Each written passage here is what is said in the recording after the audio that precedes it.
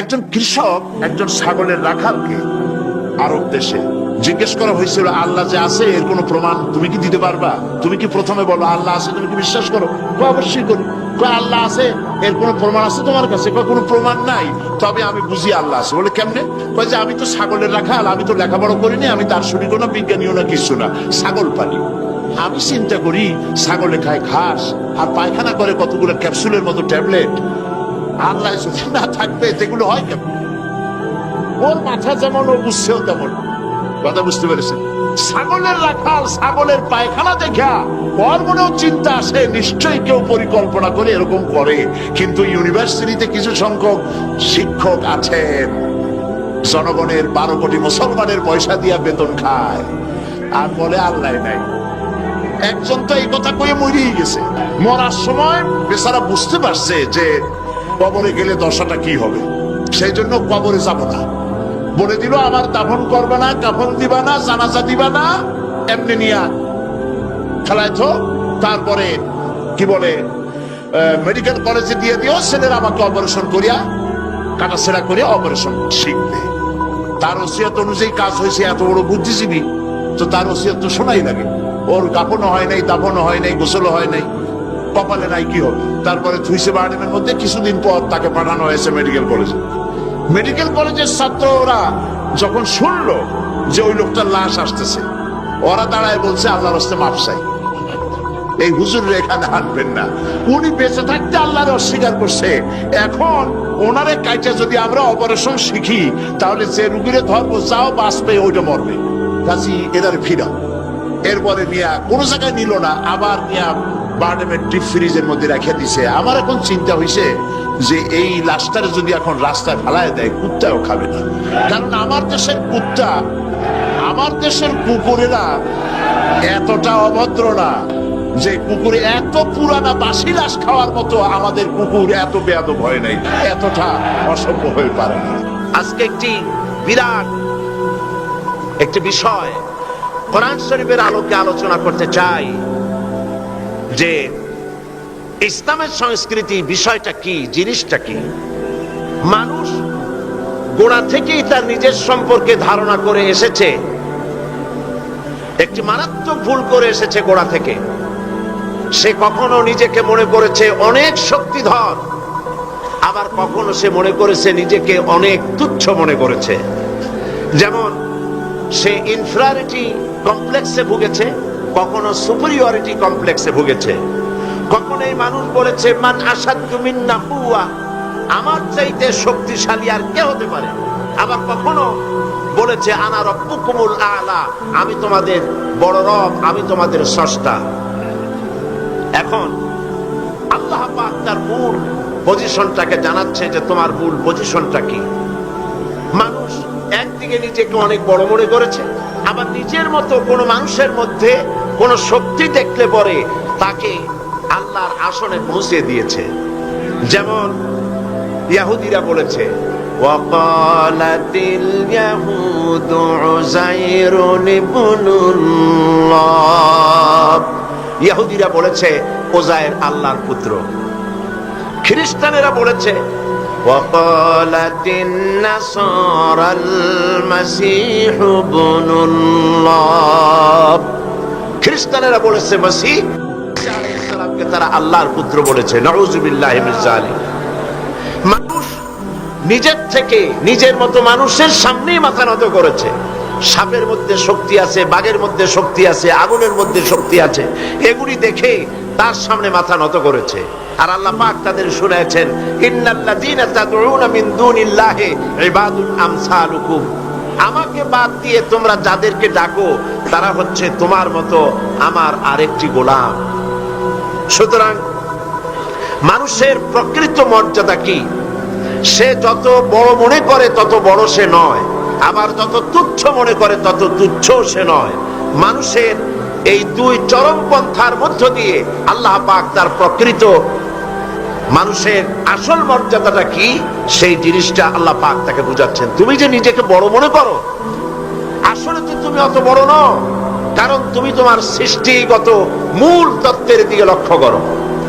আল্লাহ রাব্বুল আলামিন কোরআনে কারীমের ভিতরে বলেছেন فلينظر الإنسان مما خلق خلق من ماء دافق يخرج من بين الصلب والترائب। মানুষ কি তার সৃষ্টির কলা কৌশলের দিকে, তার সৃষ্টির দিকে সে কি লক্ষ্য করে না? তুমি তো সামান্য এক ফোঁটা পানি ছিলে, সেই এক ফোঁটা পানি থেকে, নাপাক পানি বিন্দু থেকে তোমাকে সৃষ্টি করা হয়েছে। এখন মানুষ যেন তার মূল সৃষ্টি সম্পর্কে বুঝতে না পারে, আল্লাহর কুদরত সম্পর্কে বুঝতে না পারে, সেই জন্য মাঝখানে বলা হয়েছে যে মানুষ তো আসলে মানুষই না। তো মানুষ কি? ডারউইন থিওরি পেশ করেছে, মানুষ হলো আসলে বাঁদর। মানুষ এসেছে বাঁদর থেকে। এটাকে বলা হয়েছে থিওরি অফ ইভলিউশন, বিবর্তনবাদ বা ক্রমবিকাশবাদ।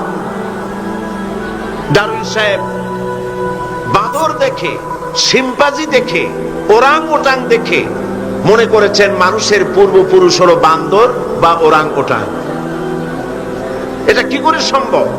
কোন জিনিসের সাথে কোন জিনিসের সিমিলারিটি থাকলে এটা ওটার পূর্বপুরুষটা বলা যায় কি করে? যেমন বোয়াল মাছ, পাবদা মাছ দেখতে বোয়াল মাছের মতো, কিন্তু তাই বলে কোন পাগল দাস পর্যন্ত বলেনি যে পাবদা গুড়ি আস্তে আস্তে করে বোয়াল হয়ে গিয়েছে। বাঁদর এবং শিম্পাঞ্জির সাথে মানুষের কোন সিমিলারিটি যদি থাকে, তাহলে কি করে যা বলা যাবে যে মানুষের পূর্বপুরুষ ছিল বাঁদর? যদি তাই হবে, তাহলে জঙ্গলের ভিতরে যত বাঁদর আছে, কোন বাঁদর তো এরকম হলো না যে বাঁদরের বুক পর্যন্ত মানুষের মতো হয়ে গেছে, আর একটু দুধ আর পনির খাওয়াইলে পরে পুরো মানুষ হয়ে যাবে। এমনটি তো কখনো হয়নি। সুতরাং মানুষ কোত্থেকে এসেছে এটা ডারউইন সাহেব বুঝবেন না। আর বুঝেন না 25,000 বছরের একটি মিসিং লিঙ্ক হয়েছে। তিনি বলতে চেয়েছেন এই মানুষ আসলে বানর ছিল, পাছা একটা লেজ ছিল, সে ডালে ডালে লাফালাফি করেছে, অকস্মাৎ পাছার লেজ একদিন খসে পড়ে গিয়ে লেজবিহীন এই মডার্ন মানুষে পরিণত। কিন্তু লেজটা খসলো কবে এটা উনি আবিষ্কার করতে পারেন নাই বলে এটাকে মিসিং লিঙ্ক বলা হয়েছে বিজ্ঞানের পরিভাষায়। অবশ্য আজকালকার বিজ্ঞানীরা এই থিওরিকে ডাস্টবিনে নিক্ষেপ করেছে, তারা এটা বিশ্বাস করে না। সে নিজেকে বড় মনে করে অথবা ছোট মনে করে। মূল পজিশন তার কি? কোত্থেকে এসেছে? মানুষের অরিজিন কি? আলামিন বলেন, লক্ষ্য করো, فَإِنَّا خَلَقْنَاكُم مِّن تُرَابٍ ثُمَّ مِن نُّطْفَةٍ ثُمَّ مِنْ عَلَقَةٍ ثُمَّ مِن مُّضْغَةٍ। মাটির নির্যাস থেকে, মাটির উপকরণ থেকে তোমাকে পয়দা করা হয়েছে। এক ফোঁটা নাপাক পানি বিন্দু দিয়ে তোমার হয়েছে, সেখান থেকে রক্তপিণ্ড হয়েছে, জমাট রক্ত থেকে গোশতপিণ্ড হয়েছে।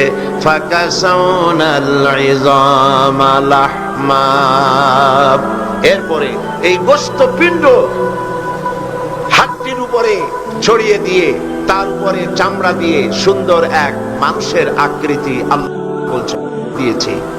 এবং এইভাবে করে তোমাকে মায়ের পেট থেকে ক্ষমতা হলে কি করে? তোমার অস্তিত্ব কি ছিল? এক ফোঁটা নাপাক পানি ছিল, যা শরীর থেকে নির্গত করা ফরজ হয়ে গিয়েছিল। এরকম একটি অবস্থা থেকে আমি তোমাকে সৃষ্টি করেছি।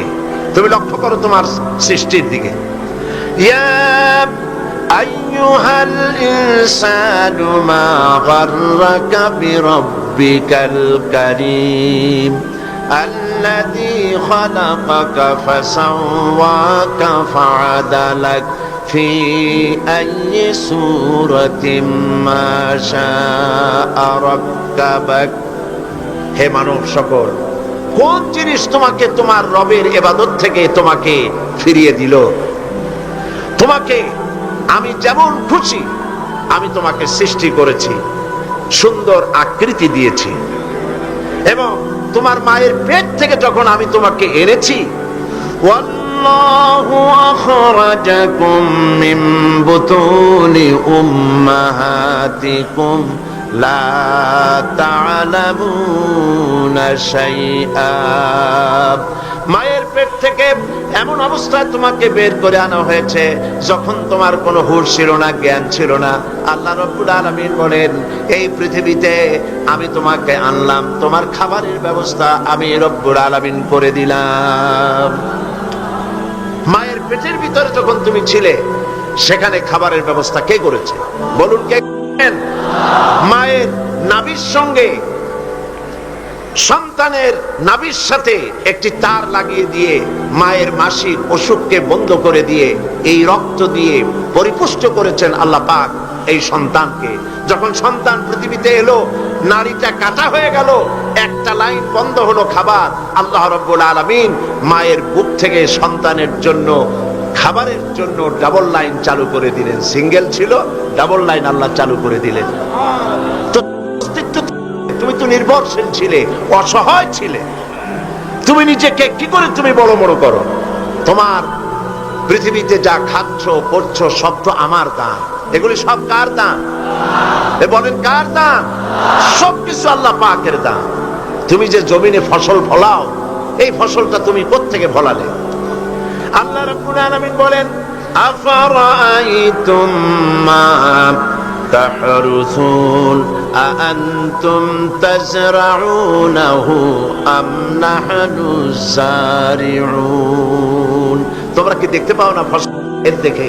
এই ফসলের ক্ষেতের ফসলগুলি কে উৎগত করে? তুমি করো না আমি করি? কে করেন বলেন? জমিনের ফসল ফসল হয়েছে, বাম্পার ফলন হয়েছে, এ ফলন কে দেয়? আল্লাহ পাক। আল্লাহ পাক বলেন, আমি ফসল ফলাই, বরকত আমি দেই, আমি যদি ইচ্ছে করি। লাউ নাশাউ লাজআলনাহু হুতামান ফাযালতুম তাফাক্কাহুন। আমি যদি ইচ্ছে করি সমস্ত ফসলগুলিকে, ধানগুলিকে চিটায় পরিণত করে দিতে পারি। পারে কিনা বলেন? ধানের মধ্যে চাল থাকবে না, করতে পারেন না আল্লাহ? ধানগুলি অনেক সময় আমাদের দেশ চিটা হয় না। আল্লাহ পাক বলেন, আমি যদি ইচ্ছে করি ধানের মধ্যে কোনো চাউলই হবে হয়ে যায়। তখন তোমরা শুধু এতটুকুনি বলতে পারবে, ইন্না লামুগরামুন বাল নাহনু মাহরুমুন। তখন তোমরা কপালে হাত মারবে আর বলবে, আমরা মাহরুম হয়ে গেলাম, আমরা বঞ্চিত হয়ে গেলাম। আরে কপালে হাত মারা ছাড়া আর কিছুই করতে পারবে না। তোমরা নিজেদেরকে যে বড়াই করো, এই বড়াই কোনো কাজের নয়। মানুষের এই অসহায়ত্বের কথাগুলি আল্লাহ পাক কোরআন শরীফে এভাবে তুলে ধরেছেন। তোমরা যে বিজ্ঞানের নবনব আবিষ্কার থেকে বড়াই করতেছো, এই আবিষ্কারগুলি আমরা করছি মানুষ সব। মানুষই নাকি সব? বিজ্ঞানের আবিষ্কার দেখে কোরআনকে, আল্লাহকে, রসুলকে মানুষ অবজ্ঞা করতেছে। আসলে বিজ্ঞান মানে কি? বিজ্ঞান মানে হলো বিশেষ জ্ঞান। বিজ্ঞান মানে কি? বিশেষ জ্ঞান। তো বিশেষ জ্ঞান কি? যেমন ধরুন আমার সামনে এই মাইক, এই মাইকের মধ্যে এই সবগুলি মৌলিক উপাদান আল্লাহর। এই মাইকের যত মৌলিক উপাদান কার? বলেন সবাই কার? এর মধ্যে তামা আছে, দস্তা আছে, প্লাস্টিক আছে, লোহা আছে। মৌলিক উপাদানগুলি সব আল্লাহ। প্লেন বলেন, জাহাজ বলেন, রিক্সা বলেন, গাড়ি বলেন, যাই বলেন, মৌলিক জিনিসগুলি আল্লাহ বিজ্ঞান, বিশেষ জ্ঞানের মাধ্যমে এগুলিকে অ্যাসেম্বল করেছে। ঠিক কিনা? সত্য কিনা? তো কি দিয়া বড়াই করবা? তোমরা সাবমেরিন আবিষ্কার করেছো, তার বড়াই করবা? সাবমেরিনের অনেক আগে তো আল্লাহ তিমি মাছ বানায়া সাবমেরিন কেমনে চলে তা দেখাই দিছে। সাবমেরিন পানির মধ্যে ডুবে কেমনে? আমি সাবমেরিনের ভিতরে উঠছি এবং দেখেছি। সাবমেরিন তার নিজের ওজন এবং ভেতরে বেশি করে পানি নিয়ে এরপরে পানির অতল তলে ডুবে যায়। আবার যখন উঠতে চায় তখন পানি পাম্প দিয়ে উঠায় দিয়া উপরে ভেসে ওঠে। মূলত এই শিক্ষা তারা তিমি মাছের কাছ থেকে নিয়েছে। আল্লাহর বানানো সাবমেরিন। তিমি মাছের পিঠের উপরে বিরাট ডালা আছে, যখন সে ডুব দিতে চায় ডালা খুলে ফেলে, তখন পানি গল গল করে হাজার হাজার গ্যালন পানি তার মধ্যে ঢোকে। আবার যখন পানির তলা থেকে সে উঠতে চায়, পাম্প দিয়ে ডালা সরাই দিয়ে এত ফোর্স পানির উপরে ওঠে যে অন্তত সমুদ্রের মধ্যে 2-4 মাইল দূর থেকে দেখা যায় পানির ফোয়ারা। তো তোমরা কি করছো? বিজ্ঞান বড়াই করো না। তোমরা যা শিখেছো আল্লাহর কাছ থেকেই শিখেছো। আকাশে উঠছো, তোমাদের অনেক আগে পাখিরা উড়েছে। ওরা শিখাইছে। মানুষ তো ভালো, বিজ্ঞান শিখতে হয়, চলুন আমার সাথে মৌমাছির কাছে, দেখেন মৌমাছি কত বিজ্ঞান জানে। কি দিয়া বড়াই করবা? ছোট্ট মৌমাছি, এই মৌমাছির মধ্যে আল্লাহ পাক কত বিজ্ঞান দান করেছেন দেখেন। আল্লাহ রাব্বুল আলামিন বলেন, ওয়া আওহা রাব্বুকা ইলান নাহল আন ইত্তাখিযি মিনাল জিবালি বুয়ুতাও ওয়া আশ-শাজরি ওয়া মিম্মা ইয়ারুশুন। আল্লাহ পাক বলছেন, ওয়া আওহা রাব্বুকা ইলান নাহলে, মৌমাছি পৃথিবীর মানুষকে 4টা বিজ্ঞান শিখাইছে। কয়টা বিজ্ঞান? দেখুন 4টি বিজ্ঞান কি। মৌমাছি, আল্লাহ পাক বলেন আমি মৌমাছিকে, মৌমাছির উপর একটা সূরা আছে না, জোরে কোন আছে না? সূরাটার নাম কি? সূরা নাহল। মৌমাছির উপর একটা সূরা। আল্লাহ পাক বলছেন আমি মধুমক্ষিকাকে ওহী করেছি। তার মানে এই নয় যে মৌমাছির কাছে জিবরাইল পাঠাইছি। ওহী যখন নবীর ক্ষেত্রে ওহী শব্দ আসে, তার অর্থ হলো প্রত্যাদেশ। জিবরাইলের মারফতে আল্লাহ পাক ওহী পাঠান। আর যখন এই ওহী অন্য কোথাও আল্লাহ ব্যবহার করেন, তার অর্থ হয় গোপন সূক্ষ্ম ইঙ্গিত। যেমন মুসা আলাইহিস সালামের মাকে আল্লাহ পাক ওহী করেছিলেন, এখানে জিবরাইল পাঠান নাই, ইলকা করে দিয়েছিলেন। এই মেডিসিনটা কে বানিয়েছে? আল্লাহ পাকের নির্দেশে। কে বানালো? মৌমাছি বানালো।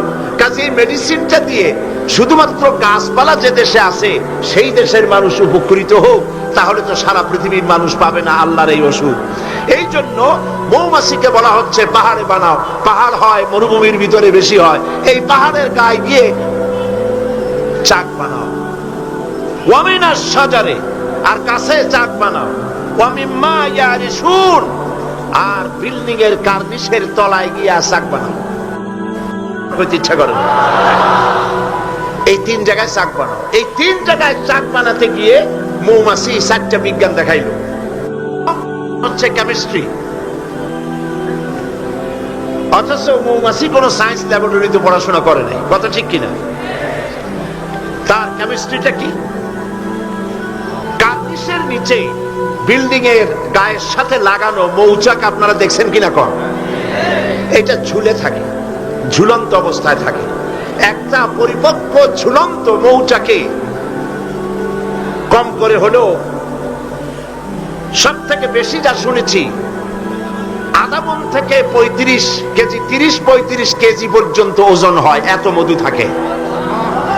এখন এই মধুটা ঝুলে আছে। এটা ঝোলাবার জন্য তার কাছে কোনো সুপার গ্লু ছিল না, কোনো আঠা ছিল না।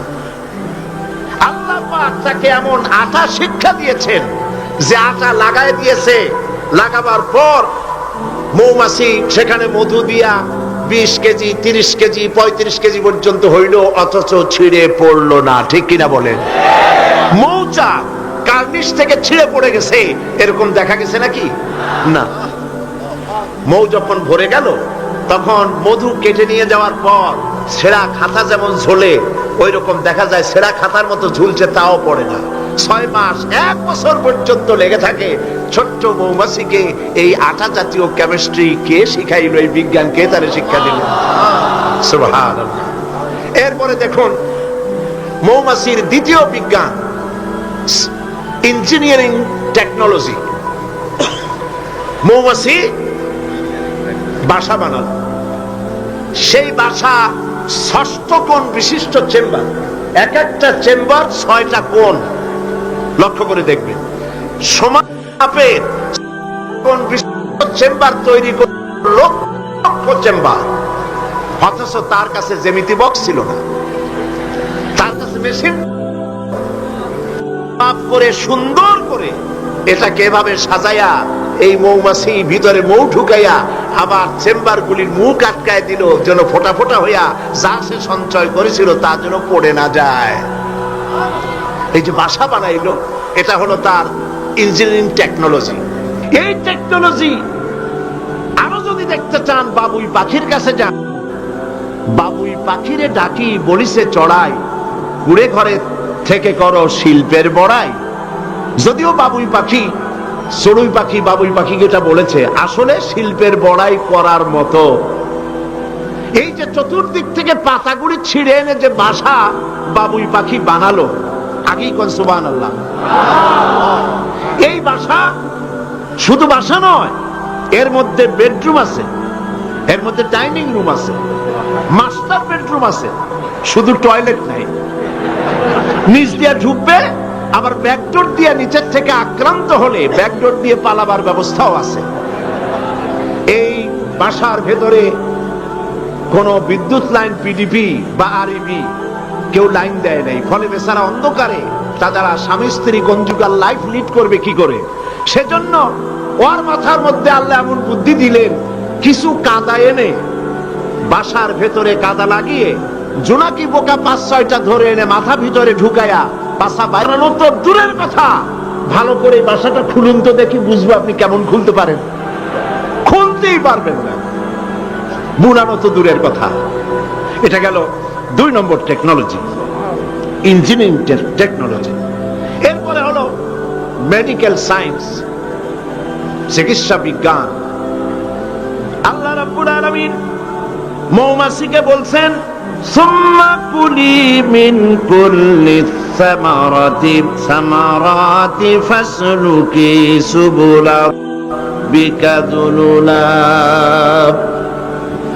সব রকমের ফুল থেকে মধু চুষে নাও আর তোমার রবের নির্ধারিত পথে চলতে থাকো। সব রকমের ফুল থেকে মধু আহরণ করে মৌমাছি আহরণ করে এক জায়গায় রাখলো, পয়জন হলো না। এটা মানুষের জন্য সেবা হয়ে গেল। আর মধু কখনো নষ্ট হয় না, কখনো পচে না। মধু যদি পিওর থাকে, ওর ভিতরে যদি আপনি কিছু না মিশান, বছরের পর বছর মধুর পিও থাকবে, নষ্ট হবে না। আলহামদুলিল্লাহ। ঔষধের পচন ক্রিয়া নষ্ট করার জন্য অ্যালকোহল ব্যবহার করা হয়। বিজ্ঞানীরা আবিষ্কার করেছেন অ্যালকোহলের কোনো প্রয়োজন নাই, বরং অ্যালকোহলের পরিবর্তে হালাল মধু ব্যবহার করলেই ঔষধের পচন ক্রিয়া নষ্ট হতে পারে। আল্লাহ পাক বলেছেন, ফিহে শিফাউল লিন্নাস, এর মধ্যে রয়েছে মানব গোষ্ঠীর জন্য সেবা, রোগের প্রতিষেধক। সুবহানাল্লাহ বিহামদিহি। এটা হলো মেডিকেল সায়েন্স। চতুর্দিক থেকে মধু সংগ্রহ করে একত্রিত করছে, পয়জন হচ্ছে না, এটা তার জন্য মানুষের জন্য সেবা হয়ে যাচ্ছে। 4র্থ নম্বরে মৌমাছির কাছে যে বিজ্ঞান শিখবেন সেটা হলো মেরিন বায়োলজি। আল্লাহ পাক বলছেন, ফুল থেকে মধু আহরণের জন্য তুমি চলে যাও, কিন্তু রাস্তা ভুলে যেও না, রাস্তা ভুলে যেও না। একটা মৌমাছি তার বাসা থেকে, এগুলো নিয়ে যারা রিসার্চ করেছেন, প্রাণীতত্ত্ববিদরা বলেছেন, মৌমাছি ফুল থেকে মধু গ্রহণ করার জন্য নিজের বাসা থেকে 10 মাইল পর্যন্ত দূরে চলে যায়। আপনারা কোনোদিন দেখেছেন কোন মৌমাছি আপনার ঘরে এসে পথ খুঁজতেছে, বাবা বাসা হারাইছি, যাবো কোন পথে, তালাশ করছে কখনো? আল্লাহ পাক বলছেন, তুমি যাবে ফুল থেকে মধু আহরণ করার জন্য, রাস্তা ভুলে যেও না। সুবহানাল্লাহ বিহামদিহি। সমুদ্রের ভিতরে নাবিকেরা যখন জাহাজ চালায়, ইনল্যান্ড রিভার লাইনে, আমাদের দেশীয় নদীগুলিতে স্টিমার যখন থাকে সামনে সার্চ লাইট থাকে, কিন্তু সমুদ্রে শিপগুলি, এদের কোনো সার্চ লাইটের দরকার নাই। সার্চ লাইট জ্বালাই দেখবে কি? পানি আর পানি, কি দেখবে? সেই জন্য তাদের জন্য প্রয়োজন হচ্ছে একটা মানচিত্র আর একটা কম্পাস। কম্পাস, মানচিত্র, রাডার, এগুলিকে ফলো করে স্টিমার শিপগুলি মহাসমুদ্রের ভেতর দিয়ে চলে, পথ হারায় না। এবার আপনি বলেন, মৌমাছি নিজের মৌচাক, এই চট্টগ্রাম কলেজের কার্নিসের নিচে তার বাসা, মধু আহরণ করার জন্য চলে গেল। এখান থেকে 10 মাইল কদ্দূর? বদ্দার হাট নাকি হাটহাজারি গেছে মধু আনতে। ওর কাছে কোনো কম্পাস ছিল? কোন মানচিত্র ছিল? কোন মানচিত্র, কোন কম্পাস নাই। চলে গিয়েছে মৌ আনতে, আর ঠিক সেখান থেকে মধু মুখে করে এনে আবার জায়গায় পৌঁছে গিয়েছে। সুবহানাল্লাহ বিহামদিহি। হে মানুষ, তুমি কোনটা কি আল্লাহর সাথে, তুমি কি দিয়ে নিজের বড়াই করো? কোন ক্ষেত্রেই মানুষের বড়াই নয়, সমস্ত শ্রেষ্ঠত্ব, বিরাটত্ব, মহানত্ব সবটাই আল্লাহ রাব্বুল আলামিনের জন্য। জোরে সরে বলেন আল্লাহু আকবার। মানুষকে আল্লাহ পাক এই জ্ঞান দান করেছেন। আল্লাহ রাব্বুল আলামিন বলেন, মানুষের সব অসহায়ত্ব সামনে রেখে আল্লাহ পাক আরো বলেন, আফারাআইতুমুল মাআল্লাযী তাশরাবুন আনতুম আনজালতুমূহু মিনাল মুজনি আম নাহনুল মুনজিলুন। এই যে তোমরা পানি পান করো, এই পানি আকাশ থেকে নাজিল করে, তুমি করো না আমি করি? প্রশ্ন কিন্তু আমার না, প্রশ্ন কার? বলেন সবাই। এই যে পানি পান করো, এই পানি আকাশ থেকে কে নাজিল করে? তুমি করো না আমি করি? এই পানি আল্লাহ কোত্থেকে নিলেন? সমুদ্রের পানিগুলিকে বাষ্পীয় আকারে উত্থিত করে মেঘমালায় পরিণত করে সেই নোনা পানিগুলিকে এর লবণাক্ততা দূর করে আল্লাহ পানিটা যে নাজিল করলেন, সেটা কি লোনা না মিষ্টি? আল্লাহ পাক বলেন, لو نشاء جعلناه أجاجا فلولا تشكرون। আমি ইচ্ছে করলে আকাশ থেকে পানিগুলি লবণাক্ত আকারে নাজিল করে দিতাম, বর্ষণ করে দিতে পারতাম। তা না করে আমি যে মিষ্টি পানি তোমাদের দিলাম, লবণাক্ততা দূর করে যে মিঠা পানি দিলাম, কেন তোমরা আল্লাহ রাব্বুল আলামিনের শুকর আদায় করো না? আল্লাহ পাক ইচ্ছা করলে পানি তো সব শুকায় দিতে পারেন, পারেন না? আল্লাহ ইচ্ছা করলে পৃথিবীর সমস্ত পানিগুলিকে শুকায় দিতে পারেন। সেই পানি আবার কেনে দিতে পারেন আমাদের সামনে, আল্লাহ পাক। সুতরাং আল্লাহ পাক মানুষের অসহায়ত্ব দেখাচ্ছেন, তুমি আসলে অসহায়, যা কিছু পেয়েছো সব আমি তোমাকে দান করেছি।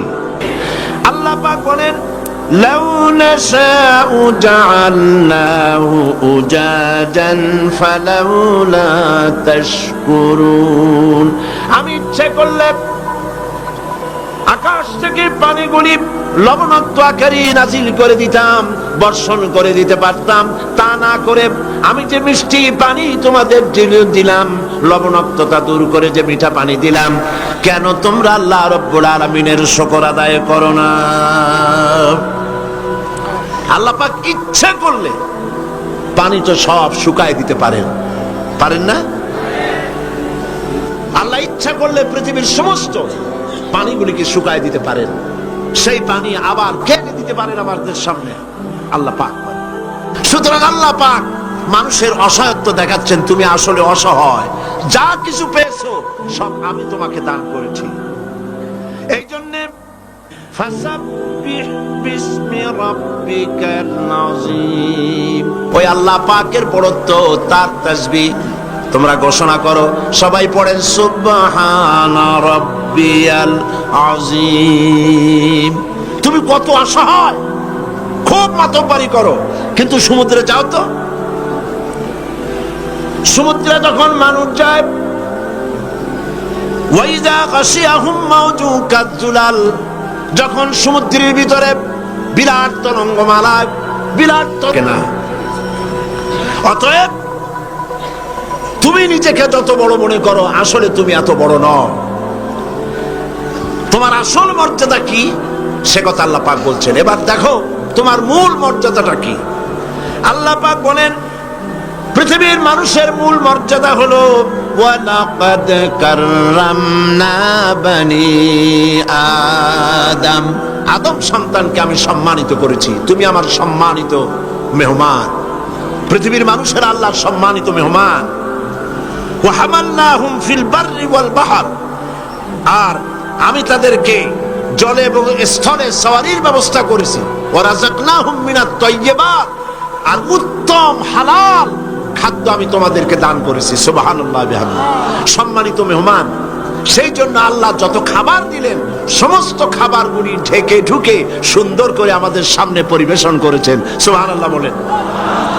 সম্মানিত মেহমানের সামনে খোলা খাবার নেওয়া ভদ্রতার বাইরে, আমরাও তা করি না, ঢেকে ঢুকে নেই।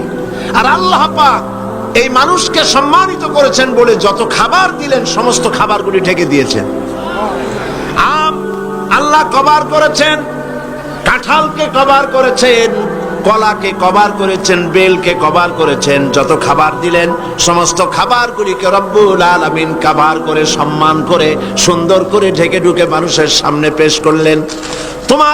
তোমার মর্যাদা, মানুষের আসল মর্যাদা হলো, মানুষের আসল মর্যাদা আল্লাহ পাক দিয়েছেন, তোমাকে আমি সম্মানিত জাত হিসেবে পৃথিবীতে তৈরি করেছি, এটাই হলো তোমার মূল সম্মান। এখন আল্লাহ পাক মানুষকে যে মর্যাদা দান করেছেন সেই মর্যাদা বুঝতে না পেরে তারা এক আল্লাহকে বাদ দিয়ে আরো অনেক খোদা তারা বানিয়ে নেয়। যারা ইসলামী সংস্কৃতিতে বিশ্বাসী নয়, ধর্মনিরপেক্ষ মতবাদে যারা বিশ্বাসী, তাদের খোদা হয় পৃথিবীতে চারটা। তারা চার ইলাহে বিশ্বাস করে। সবাই বলেন নাউজুবিল্লাহ। এই ধর্মনিরপেক্ষ মতবাদ কি এবং সংস্কৃতি মূল আমাদের কোনটি, এ বিষয়ে আমি আজকে কথা বলবো ইনশাআল্লাহ। ধর্মনিরপেক্ষতায় যারা বিশ্বাস করে তাদের ইলাহ হয় চারটা: স্বদেশ, স্বজাতি, নিজস্ব জ্ঞান আর প্রবৃত্তির অনুসরণ। দেশকে তারা নিজেদের মায়ের মতো মনে করে, দেশ মাতৃকা বলে। আমরা দেশকে মা বলি না, মাতৃভূমি বলি, জন্মভূমি বলি, কিন্তু একথা আমরা বলি না ও মা তোমার তরে ঠেকাই মাথা। একথা কি আমরা বলি? এটা আমাদের কথা নয়। সুতরাং তারা দেশের জন্য তো জীবন দিতে পারে, কিন্তু আল্লাহর জন্য তারা কিছুই করতে পারে না। দেশ প্রেম তো নিশ্চয়ই ভালো, কিন্তু দেশকে পূজা করা নিশ্চয়ই ভালো নয়। আল্লামা ইকবাল বলেছেন, ইনতাজা খুদাউ মে সবসে বড়া वो वतन है, इनताजा खुदाऊ में सबसे बड़ा वो वतन है, जो इसका फिर पिरहन है वो मजहब का काफन है। এই চার খোদার মধ্যে তাদের বড় খোদা হলো, তাজা খোদা হলো নিজেদের স্বদেশ। স্বদেশের জন্য সবই করতে পারে, কিন্তু এই দেশটি যিনি দিলেন তার জন্য একটা সেজদা দিতেও রাজি নয়। তারা দিন থেকে